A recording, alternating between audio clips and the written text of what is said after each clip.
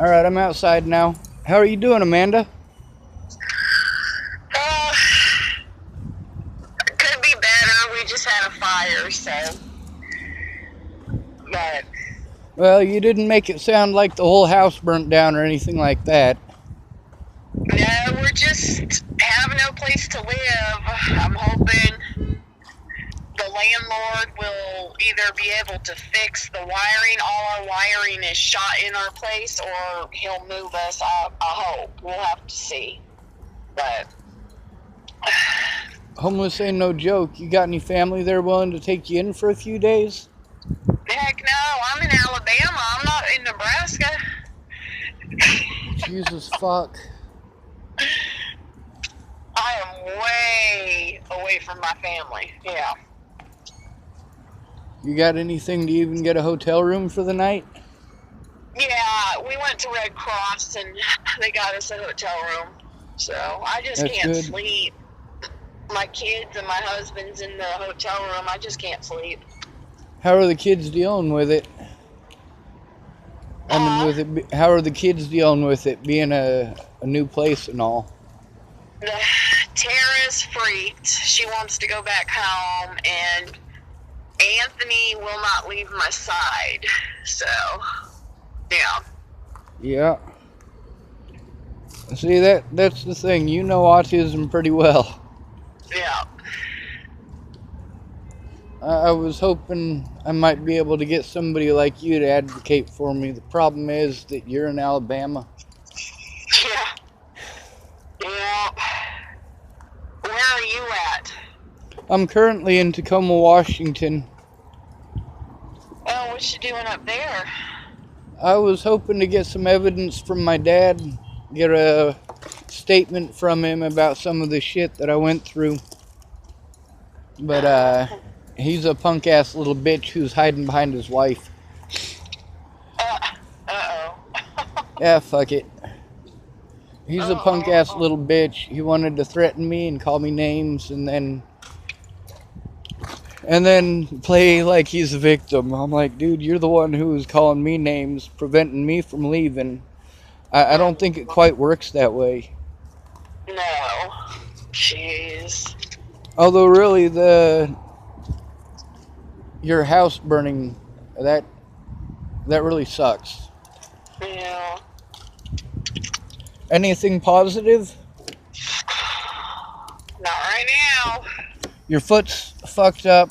You had a fire. Your vehicle's broken. Did I miss anything? No, my vehicle is fixed. Oh, okay. Yeah. So I that's haven't okay. I haven't been spying on you or snooping or stalking you. I swear to fucking dog. It's just that your stuff comes up on my feed. Yeah. Probably in the history of my Facebook, you have liked more stuff than any 10 people put together. Yeah. Yep, so right next to your name on my friends list, Facebook put a star there because all of my other star friends disappeared or ran away. Yeah. They're like, yep, Sean's in a fucked up situation. I could help, or I could save my own skin. I'm like, Yeah. no, you're not saving your own skin. These are your rights too, dumbass. Yeah. Oh my goodness. So what are your plans? Oh, sorry, go ahead. I didn't mean to interrupt you. No. Go ahead. I said, so what are your plans other than, well, hopefully, like, are you able to get other housing if your landlord can't move you? I don't know. We're in a fucked up situation. The place that we're staying at just got sold to a new landlord. And they just took over last week. We don't know who he is. We've never met him. They haven't gotten contact with us. The only one that got in contact with us today was the manager that's going to be living on the premises, but she's not there now, and they have nothing to do with anything. And yeah, it's just a headache. I don't know what's going to happen. That sucks. See, Yeah. all the good people I know that could help me out, they're all in fucked up situations just like you. Yeah. Like they're not bad people. It's just I don't know. I hate to bring up the devil, but all the devils, all the demons I know are people. All the angels too. Most people are a little of both, and right now with things getting tough, people are pretty demonic. They make some pretty demonic decisions because they're desperate. Yep. I'm glad you got your kids though. I mean, I know they're adults now, but like that's not the Well, point. just my daughter is. My son isn't. My son's only 14. Tara just turned 18. Ah. Oh, she'll probably be with you for a while. Yeah, she'll be going to her special needs school until 21. They're going to be doing job training. Very nice. Help prepare her Yeah. for the world. Yep. Well, And then they got a program down here that will help her get her own apartment, and somebody can either live next door to her and take care of her, or they can come during the day and make sure she's taking care of herself in her house. And yeah. very nice. Yeah. I was supposed to have something similar, but of course, instead I went to Job Corps. They gave me a choice between Job Corps or juvie. I chose Oh, yeah. Job Corps, and then they dropped me off at 18 with nothing. But I was also supposed to get the former ward program, which is where you get free college because you were a ward of the state. But I had Yeah. Craig Odell as my caseworker, and he didn't fucking care. He told me about all that stuff, and then as soon as I turned 18 and went to go apply for that stuff, they're like, nope, it doesn't work that way. Huh. Wow. Well, are you staying somewhere in Tacoma, or are you just living in your car? I'm living in a Jeep. My car got took. Oh, okay. Yeah, I couldn't get anybody to go in with me to talk to the police, so I had to do some pretty desperate shit. And it got my car taken. I knew that was a risk, you know. I had to chance it though, you know. Yeah. With people not coming forward, it's still desperate measures. I miss all of my loved ones, and it literally makes me sick. Yeah. What are you wanted in Colorado now? I've been wanted in Colorado and Nebraska since last August. Really? Wow. Yeah. Although they treated me like I was wanted ever since Natalie disappeared. So. Oh, I know. Yeah. They needed to just leave me the fuck alone. Stop forcing drugs in me for trying to fucking tell on the police. Yeah. Stop ignoring evidence. I have lost so much irreplaceable evidence that literally I was trying to give to the police. I was trying to force the police to take a look at it, but it was nobody's jurisdiction. Nobody's jurisdiction. It's not their job. It's not their job. I'm like, people's lives are at fucking risk because you guys won't do your fucking jobs. I swear. On the bright side, I'm not stuck in Alabama. Yeah, I like it down here. I don't think I could be homeless there with no air conditioning. No, we've got air conditioning, but it is hot. It's 110 heat index lately. So, yeah. Well, see, that ain't for me. No. You have air conditioning, but I wouldn't. I'd be stuck passed out behind a food line somewhere going, oh God, I hope the cops don't wake me up. And it's hard down here on homeless people. We used to have a homeless camp downtown by our civic center. Well, they have run everybody out, and they have closed down the homeless camp. And now the homeless people are living under the bridges, and, well, they're causing problems with the traffic.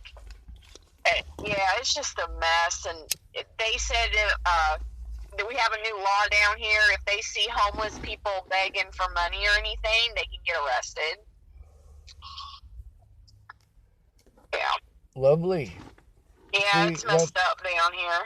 it's messed up everywhere. I mean, in most places that I've been, I know more homeless people with jobs than homeless people who are alcoholics. But you know, you get those people who are like that get sloshed every day and they're violent and get into fights and go falling out into the road or aggressively panhandling. But damn, we need to stop these Nazi tactics. Most of these people, the reason they're drinking is because it's all they have left. Yep, that's true.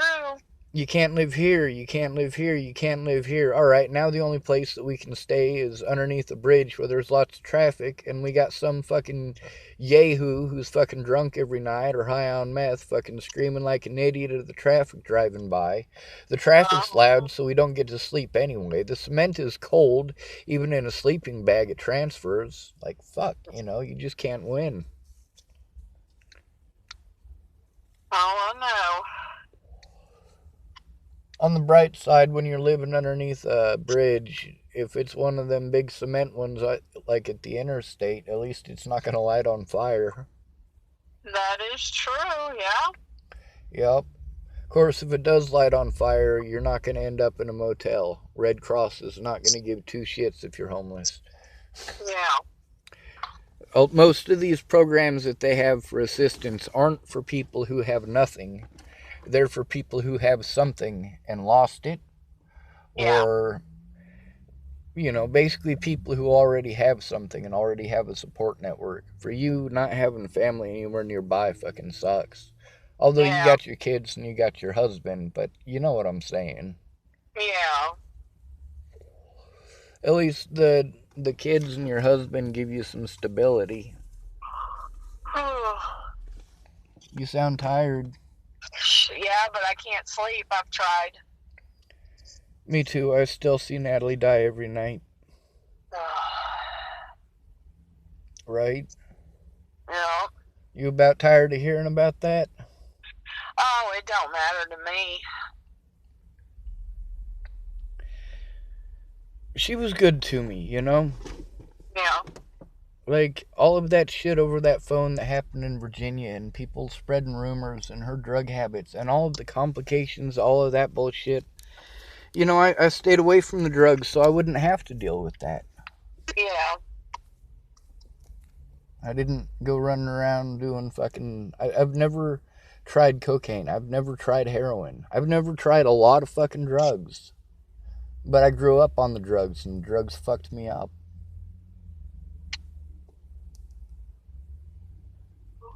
I miss you though, Amanda. Oh, I miss having my friends, all you guys. I do. I don't really miss Tara very much, but... Yeah, my little sister kind of turned crazy and mean. Yeah, she did. She really did. I still love her.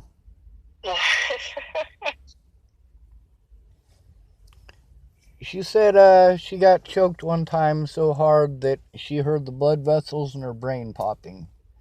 That was while she was with Riley. I don't know if that has anything to do with it. And wow. I don't know if Riley did that or not. Well, she started changing before I even moved to Alabama, though. Yeah, she did. Mm-hmm. She got pretty mean there when she was probably about 18 or 19, I suppose. Because when she was real sweet, and she would help me out with little Tara, and I would go to work, and then she just became a bitch and stopped helping and wouldn't show up when she said she was gonna, and I'm all like, holy crap, yeah. Yeah, I'm used to that from the whole family. I don't know, Tara had more help than any of the rest of us. She also spent less time in the system than any of the rest of us. Yeah. While we were locked up and in foster homes, Tara got to live with Scott. Yeah. But yeah, she's changed a lot. Being a mom has changed her a bit too. Being married changed her a bit. I miss her. She just, I'd rather see my friends than my family because my friends are my family. My family's never been family. Yeah, I know how that is. Of course, a lot of my friends that I thought were family showed me they're definitely not. And I still love them because I'm stupid.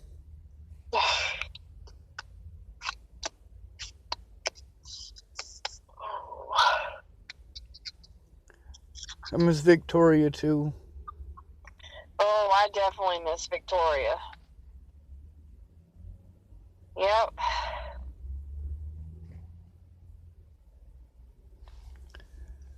I wish I had a place. I do. Just land. I mean, if I have dirt, I can build with just dirt. I got a couple little camp shovels. I got a fucked up back, so I can't shovel much a day, but, you know, Um, even 5 shovel loads a day, that would be enough to build a house within a year. yeah, that's true. And I could do more than 5 shovel loads. I could probably shovel for 5 minutes straight, but then I'd need to take a couple of days break. It hurts that bad. Yeah. So are you walking on crutches? No, I had surgery on my foot, which the surgery did help. I can walk with no boot, no crutches. It's just I have nerve damage from the surgery, and because of it, my whole foot swells. I can't do more than 10 minutes of walking. I can't even lift anything with my right arm because it makes my whole right leg swell from my surgery. So, yeah, I'm pretty much can't do much until my nerves are healed, and the doctor said it might take up to 2 years for them to get healed. Did they So, have to re-break it? uh, Did they have to re-break it?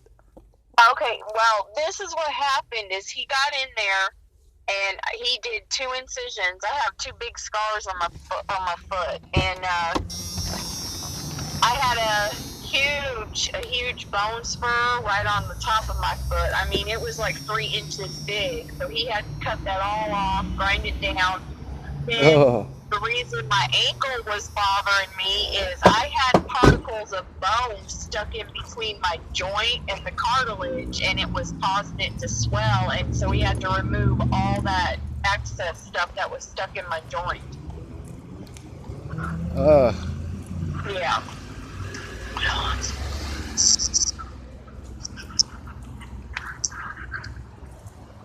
I just wish I could sit down and hang out with a friend without having all this stress over me. Yeah, I know how you feel. Yes, ma'am. You got a lot of stress on you too right now. Oh, yeah. I'm basically waiting on police to hopefully show up and do their job, but they really made it sound yesterday and today like they weren't interested in doing their jobs. So I don't know what I'm sitting here in Tacoma waiting for, but I don't have anywhere else to go either. Yeah, that's true. I might end up out in the country a little bit. I'm thinking about trying to build a fort. Not like a cannon fort or anything, just, basically a garden that people can't see from the outside. Yeah. Try to get some homeless people safe. There's a lot of people that are homeless and autistic, and they don't have moms to speak up for them. Yeah. I'm not the only one. I was kind of hoping that between you and Laura Nelson and Summer and a few other mothers that I know of autistic kids, we could get some sort of outreach, some sort of learning. I mean, you guys are all dealing with the same problems as far as the system going out of their way to not understand autism and not understand you as parents or the cost and expense of the things that they do to you. Yep.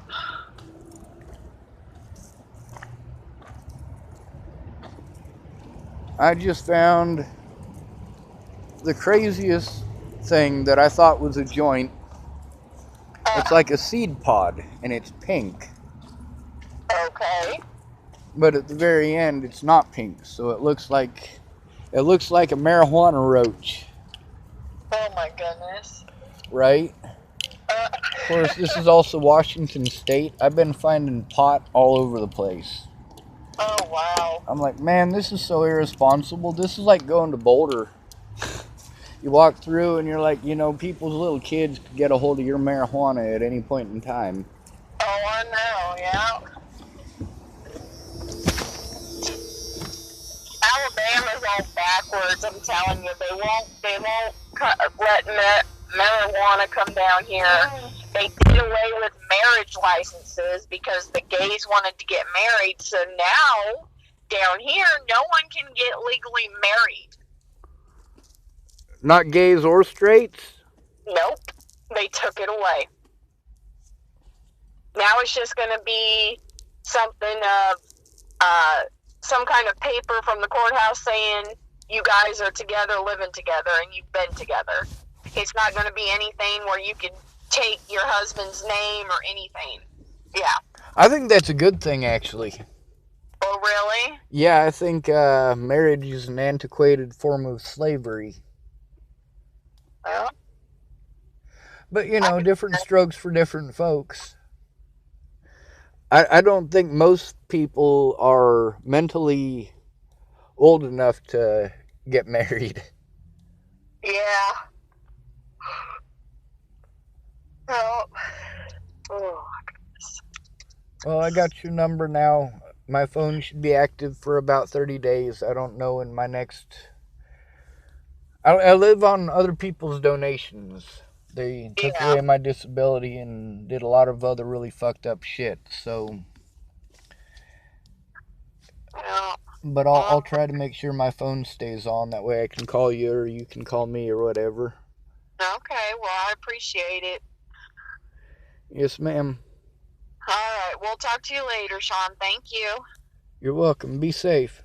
All right, you too. Bye-bye. Bye-bye.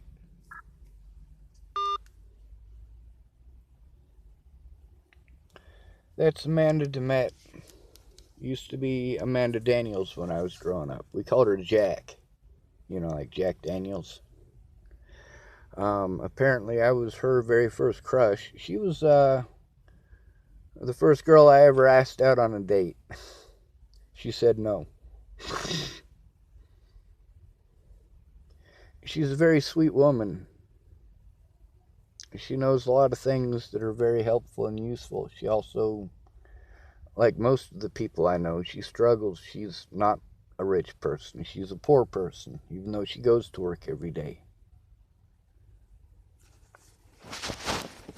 She's lucky she's got a family there in person, but then again, it's her husband and her kids. She doesn't have a dad that she can go stay with. It's a good thing, though, that the church helped him out. I wanted to call to make sure they had a place. I mean,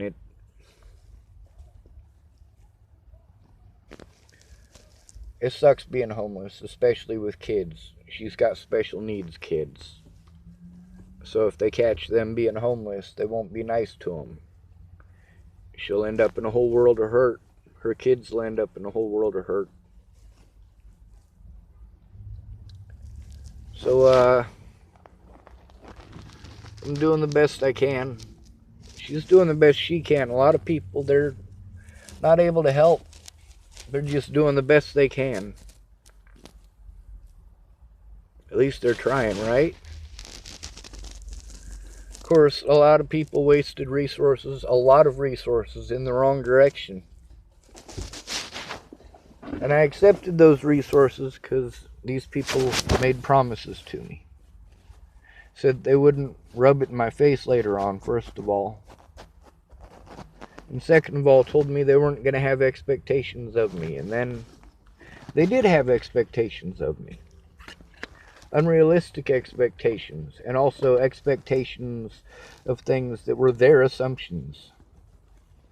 Like Evan Daka saying, well, we got you an advocate, so you have to do this and you need to do that. I'm like, no, you didn't get me an advocate. Jaylyn is not my advocate. She won't. I never got a victim's rights advocate. They never even wanted to believe for even a moment that I could have ever been a victim. Those officers did a lot of fucked up shit. And it's difficult to get an officer anywhere to do their job now. Not that they ever did before. And then people say, hey, you cry wolf. No, I didn't. Didn't have to. People know who they can get away with doing these things to. And those are the people they pick to do it to. That's why those people are victimized over and over and over again. That is why serial killers pick the same people to victimize as the police do. The ones who are easiest to victimize. And then you've got other victims who are too cowardly to take it out on the person who is predatory towards them. A lot of times it's because that person is family. So they go after the easiest people to be predatory towards. The homeless. The same thing the people the police go after. The same people the serial killers go after. Hitchhikers. A lot of people say you shouldn't pick up hitchhikers because they're dangerous. Well, depending on the statistics that you read, and the lowest statistic that I read is the one that I'm going to tell you. We'll call it the most conservative. Your chances of getting killed as the driver versus getting killed as the hitchhiker are 35 to 1. For every one driver who picks up a hitchhiker and ends up dead, there are 35 hitchhikers who end up dead. Now that's a conservative number because a lot of people just disappear. You can go hide their body anywhere. You're in a rural area, you see somebody on the side of the road with a backpack, you pick them up, you kill them, you can go dump them anywhere. Some of these farmers got some sick fucking fetishes. They also got massive backhoes. They can drop your body 9 feet deep. Easy.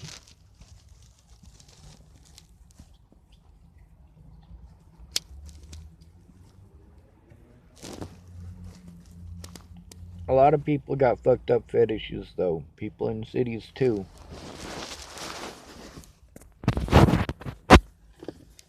Amanda has been a friend of mine for a lot of years. She was one of the very first people I met when I moved to Nebraska.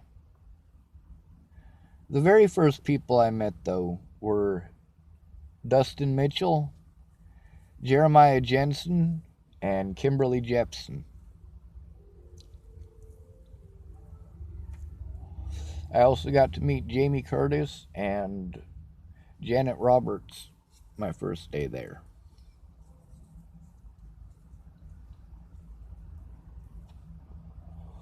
These people are real people, and their stories are important. A lot of them had bad assumptions and predetermined opinions that it's tough to get past. I don't have the technical abilities or the place to do it. I've been trying to find one. Something to be said about Shannon Alvarado's and Sally Treon's. Those are both exceptionally loud environments. I mean, we're not talking about, your average dysfunctional family where, there's some bickering during the day and then there's some laughter and there's some bickering and there's some laughter. No, there's a predetermined amount of time before Shannon gets drunk and turns into something else. Sometimes she's happy and sad. Sometimes she's angry and sad.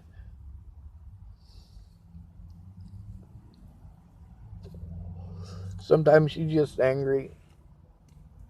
A lot of times she start off happy and she's going to help me.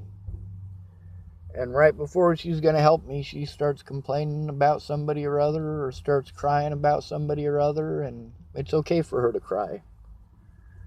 But it's not okay for me. Although Shannon didn't treat me that way. Lana did. My dad did. But Shannon, she let me cry. And she cried a shit ton. Miss Jerry, part of her excuse for being mean to me is that I made Jenny cry. I didn't make Jenny cry. I begged her to kill me. That's not making her do anything. I begged for them to listen or to kill me. They chose not to listen. They chose not to keep their word to listen. That wasn't my decision. Amanda, I was going to go see her while I was in Virginia. And yes, I know she lives in Alabama. And afterwards, her and Brett Roloff, both of them, I let know that I wasn't going to go see them because it was too close to Natalie and her family, and I didn't want them to be afraid. These are actual witnesses, actual people who know me, have known me for years, know my family, know my history,